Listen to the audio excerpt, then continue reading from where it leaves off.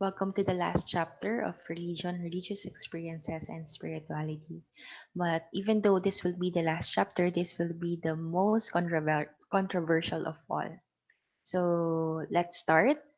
The objective of chapter 8, which is the religion and ethical issues, are first, understanding religion's response to abortion, looking at suicide and euthanasia, examining scientific challenges such as genetic engineering and cloning, investigating capital punishment, getting acquainted with sexuality, and knowing about separation of church and state.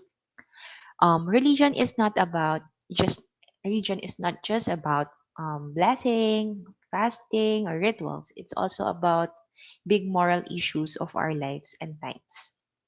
So, in this chapter, we will be examining the religious response to some of the defining moral dilemmas of our time, such as abortion, euthanasia, and genetic engineering. One concern some people have regarding religious response to these issues is that the response is relevant only to the believers. Religious arguments against acts like abortion or euthanasia, for example, are generally based on religious belief of God that God actually owns our bodies. This argument does not make much sense to people who either don't believe in God or don't believe that humans' bodies are not their own. So similarly, the idea that killing gives you a bad karma for your next life does not make sense to folks who does not believe to reincarnation or don't believe in reincarnation or karma. So while the concern is valid for on one degree, the response of religion to the issue that humankind faces today are relevant for believers and non-believers alike. Like yung abortion, euthanasia. And these views are valid not necessarily because they are the true or the right response, but because they are the true and right response for millions of people and they shape and affect the cultures in which we live. So, whether you consider that it is a good thing or a bad thing, it is a fact. So, let's first go to abortion. The medical arena divides abortion into three types. The first type is miscarriage, which is sometimes called the spontaneous abortion.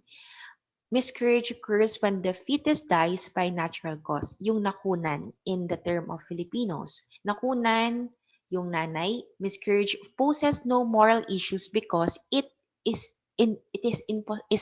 spontaneous and not the result of human action. Kumbaga, nakunan ka hindi mo ginusto, it is called spontaneous abortion.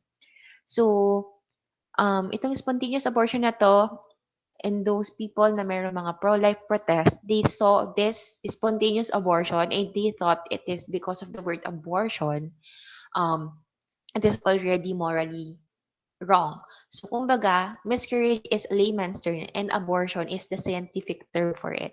So, kumbaga, kahit sinadya or hindi sinadya, pag nalaglag ang bata, abortion ang term for that. So, next, let's go to therapeutic abortion.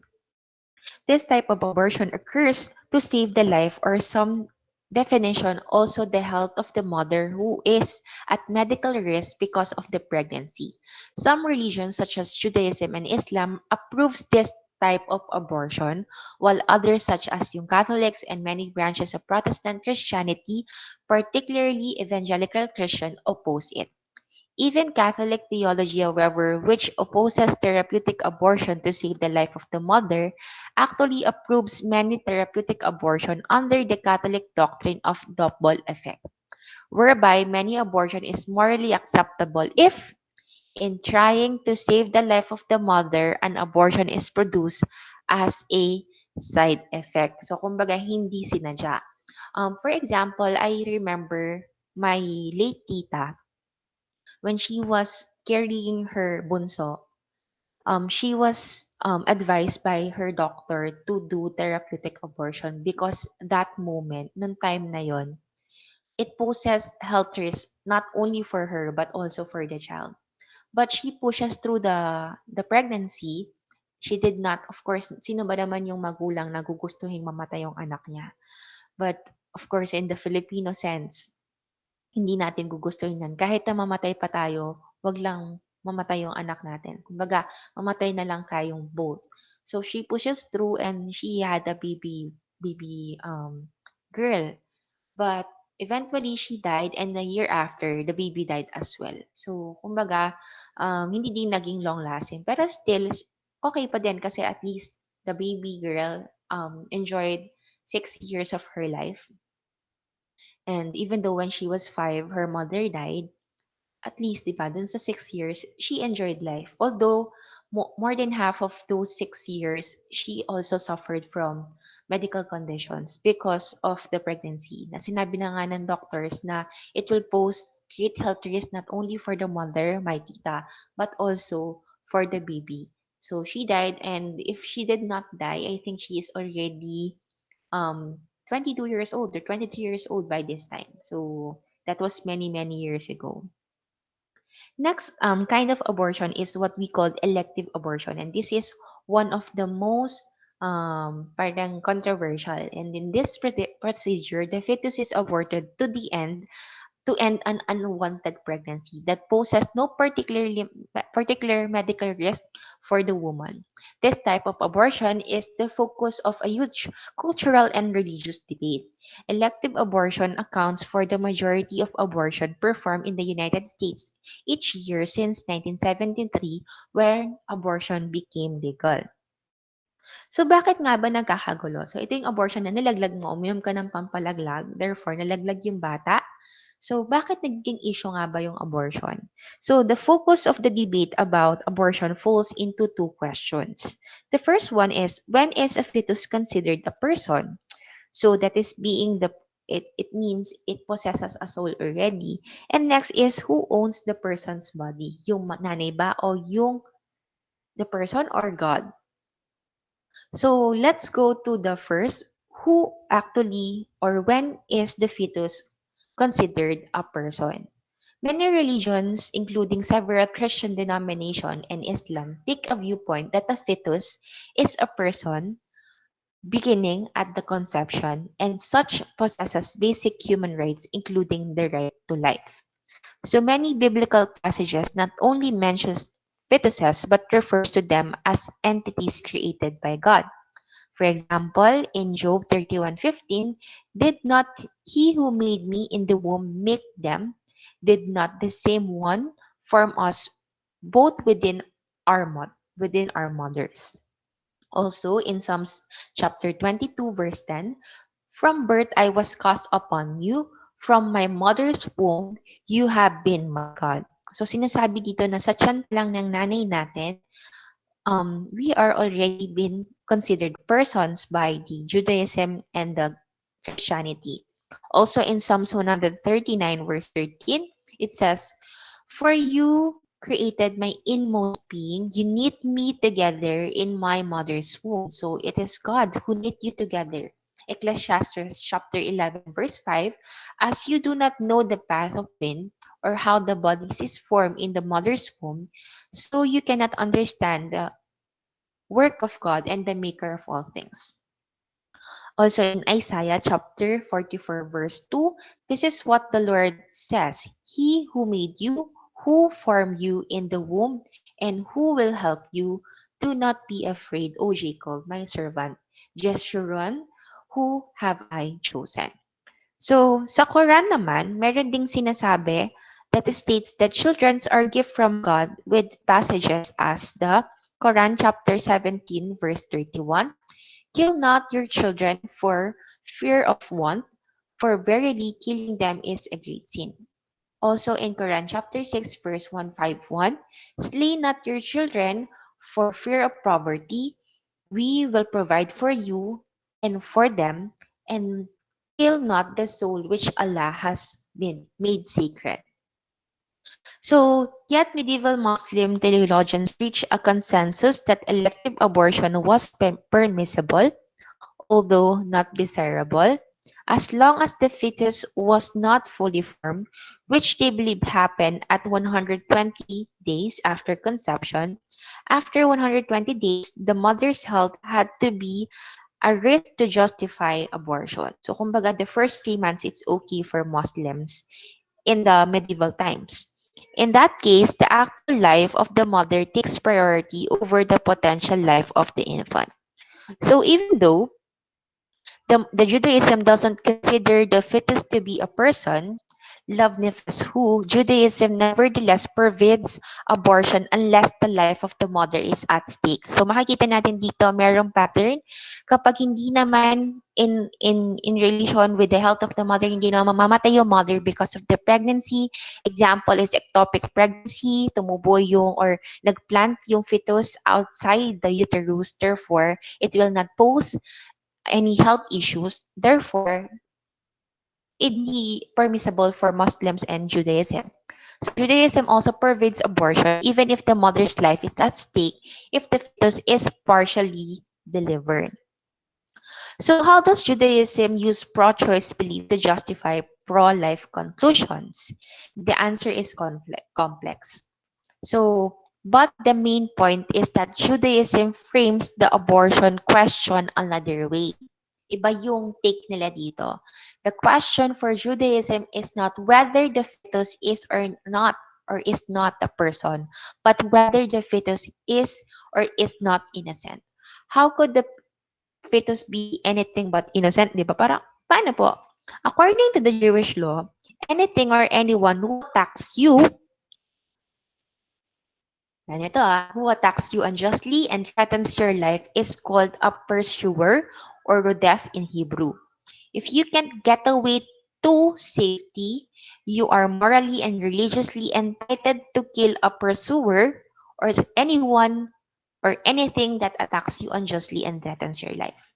If a fetus is a pursuer, therefore possess, um, attack on you, you can have it aborted. A fetus can be a pursuer, for example, if a pregnant woman had a uterine cancer and needed chemotherapy or treatment. Siyempre, kung hindi siya nag-treatment, mamamatay siya. So, the treatment would abort the fetus, but if the mother waits for the baby to be born before she seeks necessary treatment, she may die. If this is the case, the fetus is a pursuer because it threatens the life of the mother. So, yun yung tingin ng Judaism. So even though it doesn't intend to, a fetus that poses no threat to the mother's life is innocent, that is not a pursuer, and the Jewish law prohibits killing any living innocent things or Baal Tashkit. Gets natin. In Hinduism naman, it opposes abortion because if you abort a pregnancy, you are interfering with the cycle of birth and rebirth. So pro-choice religion, people cite a variety of texts to show that the fetus is not a person. So yung mga pro-choice. One of the most contentious verse is the only verse in the Bible that is specifically refers to miscarriage. It is written in Exodus chapter 21 verse 22 to 25.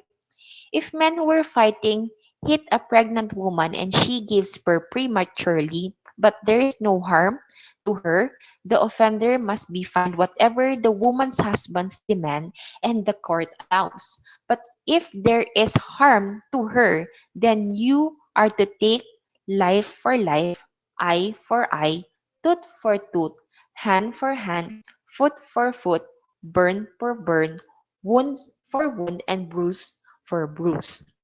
So the point here is that if a fetus were considered a person, then the death of the fetus described in the passage would have been a capital crime. Instead, the death requires monetary payment.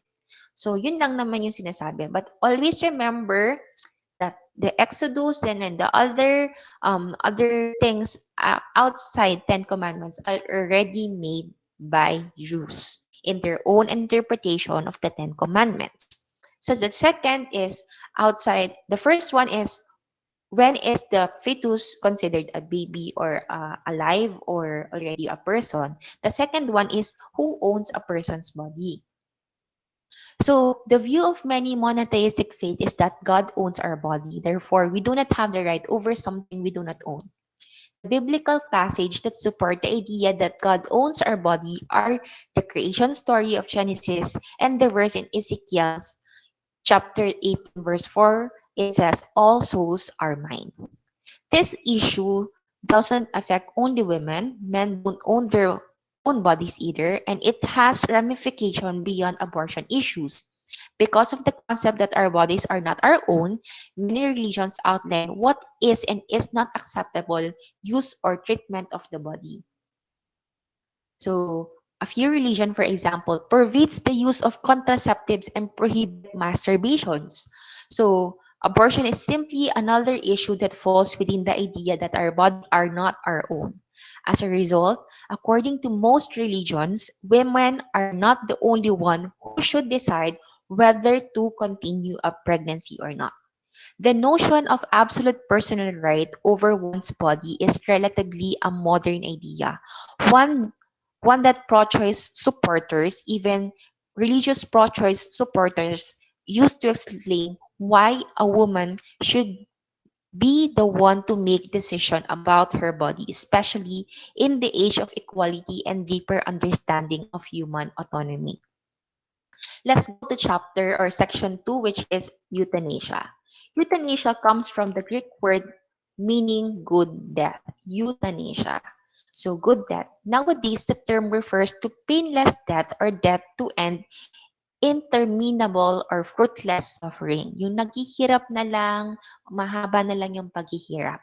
So the ethical issue surrounding euthanasia involves choices between ordinary versus extraordinary treatment, voluntary versus involuntary death, and assisted suicide. So the main reason euthanasia is a big ethical concern is because of medical advances that can extend the time of a person's life without extending the quality of a person's life. Medical treatment that cannot cure but can delay and obstruct the inevitable arrival of death seem to many people a cruel form of torture. There like abortion, there are also types of euthanasia. Euthanasia occurs in two forms, active and passive, although the line between them can be quite fuzzy. So active euthanasia is taking a deliberate action to intentionally end a person's life at the person's request. So that was active euthanasia. Passive euthanasia naman, on the other hand, is withdrawing medical procedures that are not therapeutic with the aim of letting death happen more quickly if a death is going to occur without procedure. So active euthanasia involves increasing pain-killing drugs until the overdose kills the person. This is called stowing the patient in some hospital.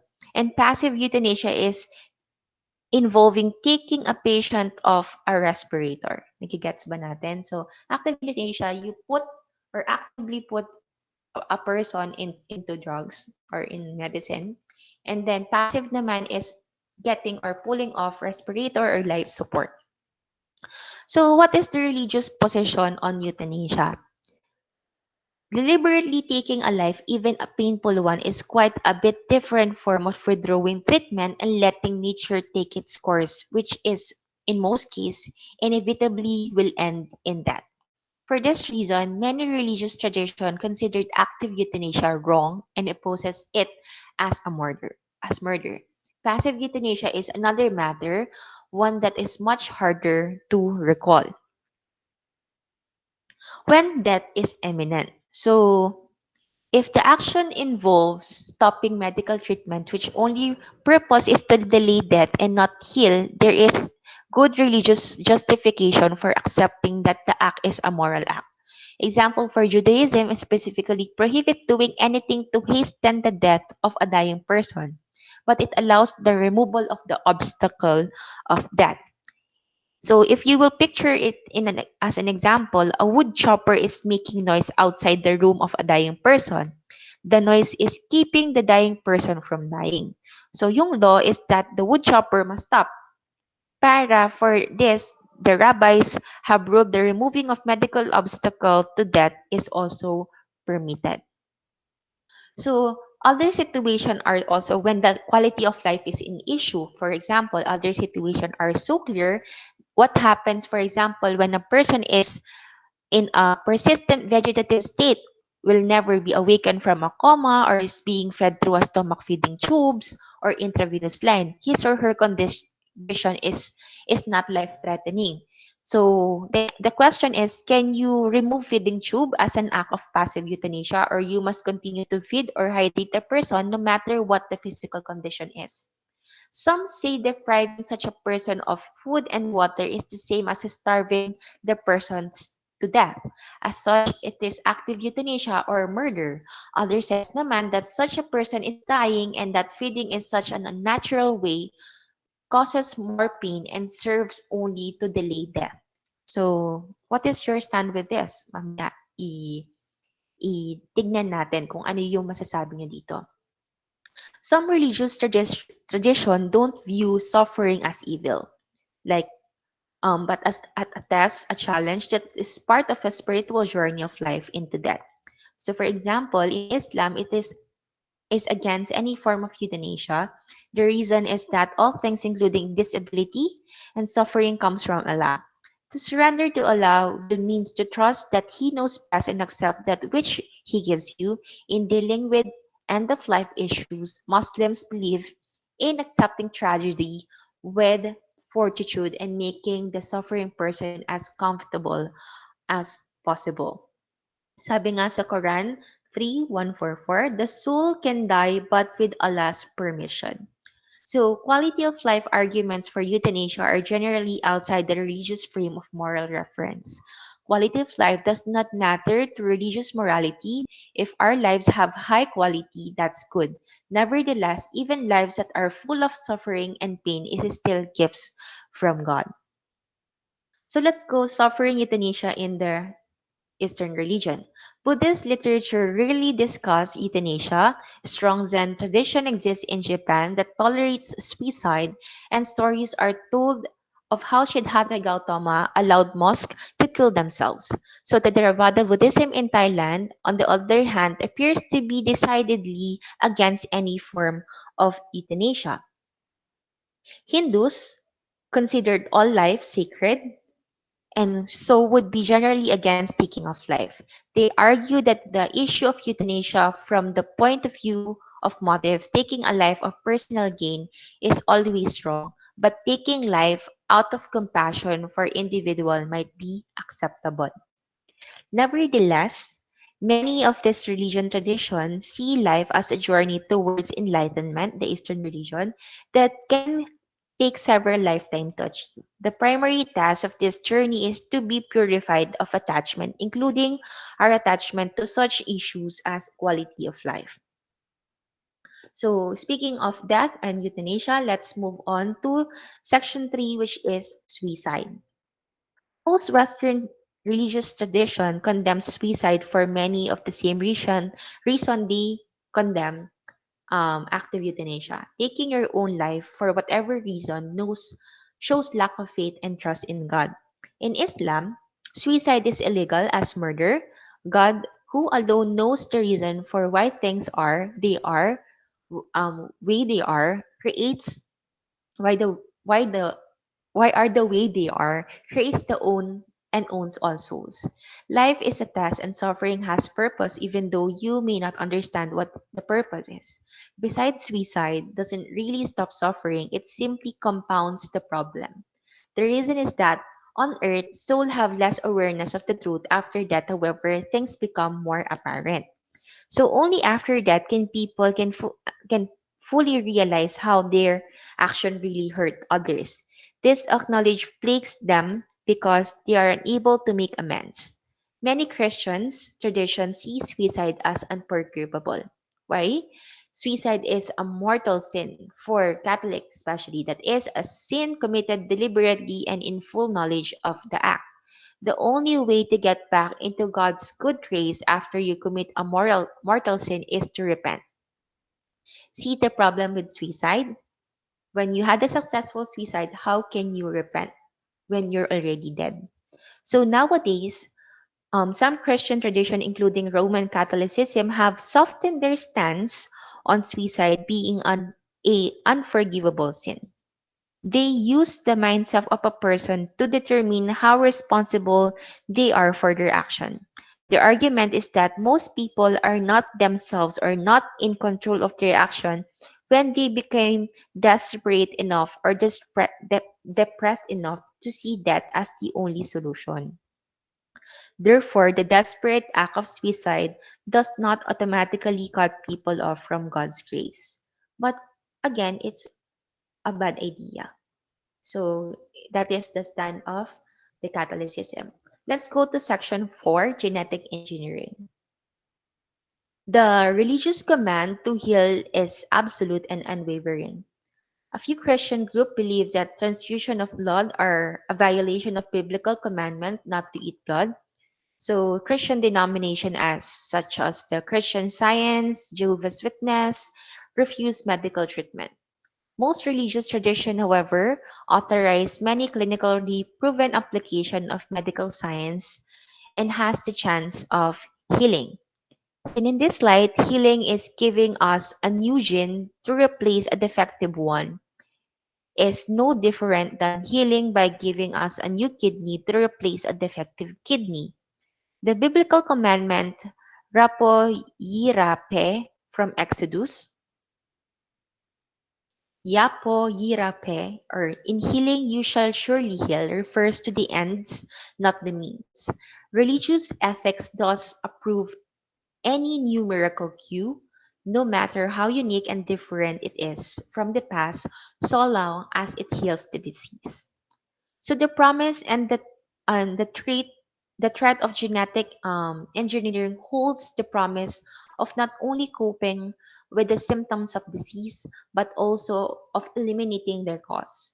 Gene replacement surgery or gene therapy may someday wipe out inherited genetic disease. The outlook for this and other such positive achievement is genetics in outstanding. One, on the other hand, the prospect of genetic engineering ran amok confronts us with horror that more than the match of miracle healing.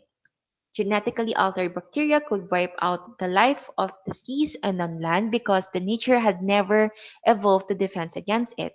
For example, COVID-19, it was a genetically altered bacteria. For some people, they think that it was actually been made in a laboratory in China. Genetically altered food could alter the human who eats it. That is why we have to be careful with GMO or genetically modified organisms.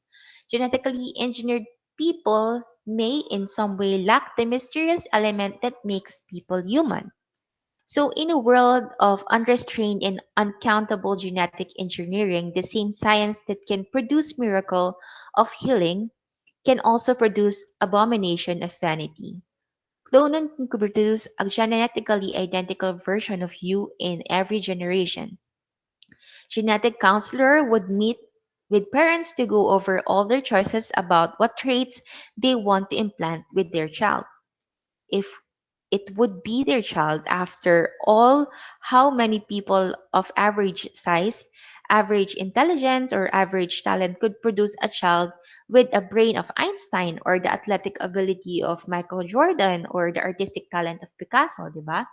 So, genetic engineering to protect against disease and disability is a good thing according to most people, easily morphs into an acceptance of genetic engineering for other reasons. The easy transition is what scares people. How far down the slope can you go before you end up sliding uncontrollably to the bottom?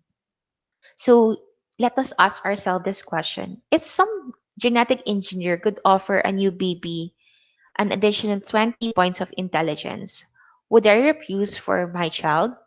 When then while you're at it, why why not to choose the nose shape, the hair color and height if you can also engineer that, or you can also have a baby, a perfect baby with a golden ratio, di ba? So designer clothing is merely a casual arrogance, but the concept of designer's baby is a human arrogance gone bad already. So, what is the religious response in genetic engineering? If you look at all the secret texts in the world's religion, you will probably won't be surprised, of course, to discover that not one of them contains a single reference of genetic engineering. But of course, genetic engineering is a rather new idea. But the Holy Book do, however, contain some suggestive passages. So in Genesis, when God make all things on earth, this is the description. Genesis 1:11. Then God says, "Let the land produce vegetation, seed-bearing plants and trees on the land that bear fruits with seeds in it, according to their various kinds." And it was so. Genesis 1:21. So God created the great creature of the sea and every living, moving things with which the water teems, according to their kinds, and every winged birds according to its kind. God saw that it was good. So, what is the idea of the creation account? So, perhaps it is an ancient religious wisdom that says what God has created, we have no permission to alter, and particularly no permission to alter in the way that have nothing to do with healing or everything to do with human vanity. Yun yung idea ng creation. So, let's go to capital punishment. Capital punishment is a tough issue for religions, and not because it pits a religious ethic against secular culture, as do the issues of abortion and homosexuality that we will be discussing later. The topic of capital punishment also is not a recent issue like euthanasia and genetic engineering. Capital punishment is difficult because the religions of the world are divided about what is right. So some religions opposes capital punishment vigorously, other endorse it vigorously. Some endorse it in theory, but in practice teach that it should never or hardly ever be done. In the case of capital punishment, you could probably find religious support for any position. So for Buddhism and Hinduism employ similar reasoning for both euthanasia and capital punishment. When it is allowable to kill. In general, Hindus practice nonviolence and to do anything. Yet, if you're Hindu and a member of warrior caste, you can and must kill in defense of your country and to ensure that you have a good birth in the next life because it is your duty because you are a warrior or in the caste system. Buddhists may or may not follow the same principle, and it depends on the country in which the religion is practiced or the type of Buddhism they practice. So, in the monotheistic faith naman of Judaism, Christianity, and Islam, um, the view on the monotheistic faith on capital punishment are affected by the fact that Hebrew Bible is clearly in favor on it.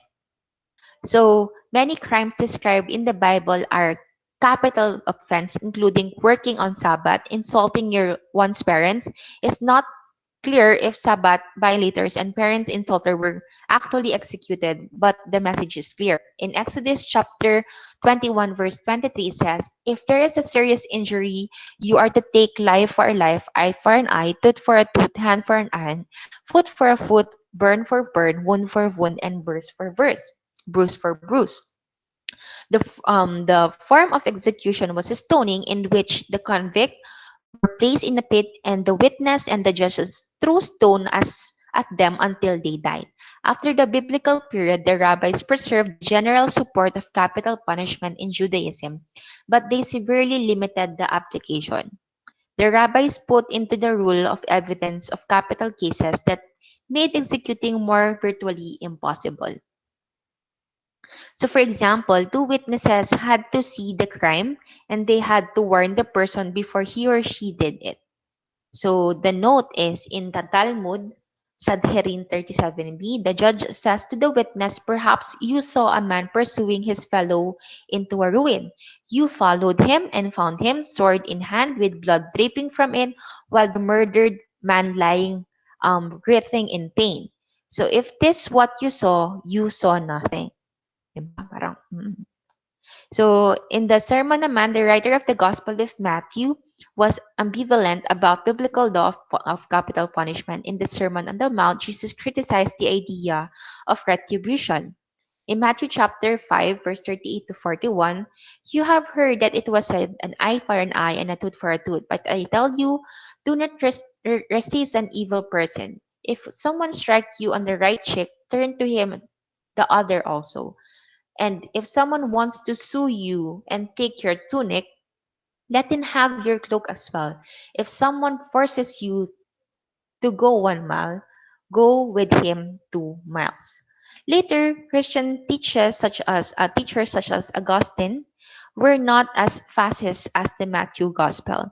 They allowed that the state could execute criminal in accordance with Christian law, despite leaders such as Paul John Paul II, who has been extremely critical of capital punishment. The Catechism of the Catholic Church still states that the state has the right to punish criminals by appropriate penalties, not excluding in case of extreme gravity or death penalty. Following the centuries of church sponsored execution, the heretics and the stand up Pope John Paul II is radical departure from the past teaching and the past practice. So in Islam naman, capital punishment is allowable in the grievous crimes such as murder, committing adultery in public, and attacking Islam in such way as to harm it or the people who practice it if the attacker is a former Muslim. In the case of the murder, the victim's family gets to choose between retribution or forgiveness, and the forgiveness is the preferred option. In the case of adultery, execution is rarely necessary because the act must occur in public and be witnessed by four. In the case naman of attacking the religious community, perhaps the grievous crime, the person can be forgiven if he or she repents. So, ganun yung sinasabi. So, in murder, if the family's victim, the victim's family forgive the person who murdered their family or their loved ones, it can be forgiven. In the adultery naman, kailangan masaksihan ng apat and it must occur in public. And then in the crime naman, kung nag-repent siya, it can also be forgiven. So let's go to homosexuality. No moral issue other than abortion is the source of public debate and discussion than the issue concerning gay rights.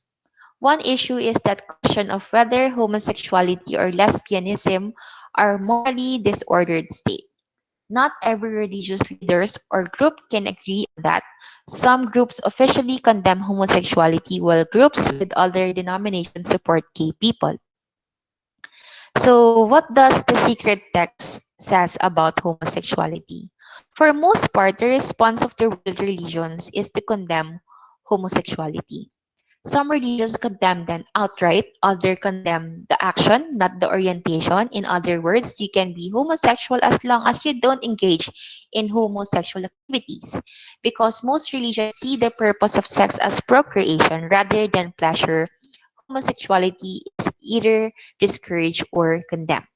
You can find pretty strong language and imagery in the holy books of the Western religion that makes clear from the Christian and Jewish and Islamic perspective, at least, that homosexuality is an unnatural act.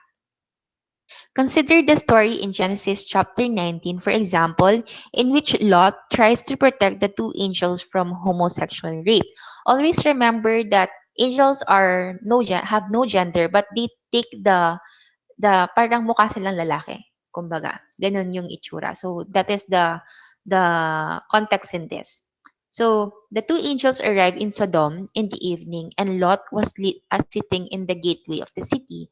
When he saw them, he got up and met them and bowed down with his face on the ground. My lords, he said, please turn aside to your servant's house. You can wash your feet and spend the night, and then go on your way early in the morning. No, they answered, we will spend the night in the square. However, he insisted so strongly that they did go with him and entered his house. He prepared a meal for them and baking bread without yeast, and they ate. Before they had gone to bed, all the men from every part of the city of Sodom, both young and old, surrounded the house. They called to Lot, where are the men who came to you tonight? Bring them out to us so that we can have sex with them. Lot went outside to meet them and shut the door behind him and said, "No, my friends, don't do these wicked thing.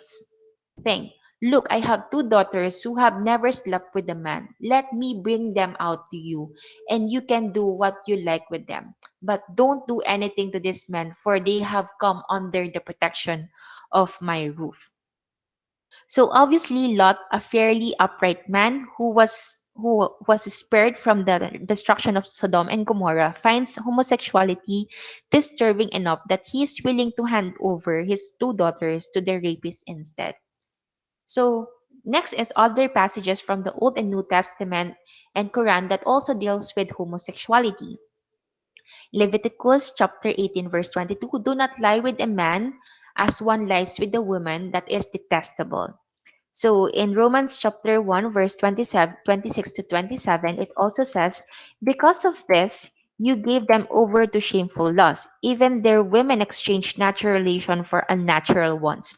In the same way, the men also abandoned natural relations with women and were inflamed with lust for one another. Men committed indecent acts with other men and received in themselves the due penalty of perversion." In Corinthians, sabi din, "Do you not know that the wicked will not inherit the kingdom of God? Do not be deceived, neither that sexual immoral, nor idol, idolaters, nor adulterers, nor male prostitute, nor homosexual offenders, nor thieves, nor greedy, nor drunkards, nor slanderers, nor swindlers will inherit the kingdom of God." In First Corinthians chapter 6, verse 9 to 10. In Timothy naman, it says, "But we do not know what the law is, if the law is good, if a man use it lawfully, as knowing this, that the law is not made for a righteous man, but for the lawless and unruly, for the ungodly and the sinners, for the unholy and profane, for murderers of fathers and murderers of mothers, for manslayer, for fornicators, for abusers of themselves with men, for man-stealers, for liars, for false swearers, and if any things contrary to the sound doctrine."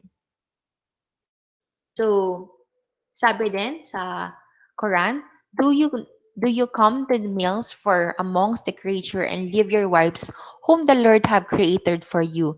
Nay, you are people exceeding limit. So, pakita ko lang ng mabilis yung mga nalagpasan ko na ipakita na verse. Okay. So, what is the debate over this? The debate is that the argument offered in response is unequivocal. Tradition condemning homosexuality are the following. So, this text reflects primitive and incorrect understanding of human sexuality, because homosexuality and lesbianism are natural form of human sexuality. This old provision should go away, and other fullest damaging provision against behavior that hurts no one.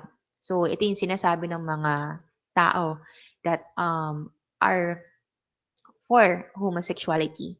Bad ideas are not made better. They argue. They just because they are old ideas.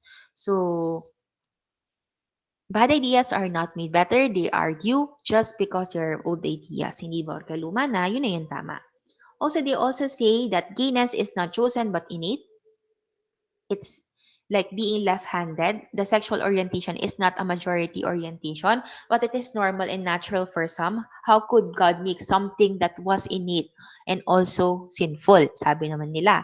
And also, sabi nila, gayness is non-coercive form of real love, as truly loving God would never condemn honest consensual love between two people. But in response, those who feel that homosexuality is morally disordered make this argument. First, the fact that homosexual inclination are innate in some people does not prove that this inclination is morally or spiritually proper. One can have an inclination towards many morally disordered behaviors such as substance abuse or sexual attraction to children, but the innate nature of this desire does not give moral value to their manifestation. Next is, The fact that gay love is consensual does not make it holy or morally proper. Adultery can be consensual and it is wrong. Incest between adult parents and adult children can be consensual and it is wrong. Agreeing to have sex does not mean that the agreement is worthy of sanctification and moral approval. So the heterosexual family is not the arbitrary cultural phenomenon, and men marry women and women marry men to create families. Such unions can produce children, reduce promiscuous behavior, and provide both with male and female models of parenting. Yun yung sinasabi today. So the situation today, hardly a week goes by a newspaper na walang napag-uusapan tungkol sa same-sex, relationship, religion. So when Disney decided to offer benefit to same-sex couple, for example, of sexual a social statement implied by Disney's sanction upset many people. Other groups applauded that they considered a progressive and courageous act. Episcopalian were the first denomination to ordain a practicing gay woman, and Reform Judaism ordains openly gay rabbis. Methodist Presbyterians are considering whether or not to ordain gays. For years, Dignity, um, a Catholic lay movement in US, has supported gay Catholics with the same types of ritual that found in the Catholic churches. So obviously, this rolling debate has strong advocates, religious or seculars, on both sides. So that ends our discussion, and that ends SSP for the SEM. Thank you so much, and I hope that you have learned a lot with our discussion for the eight last chapters. Thank you and bye.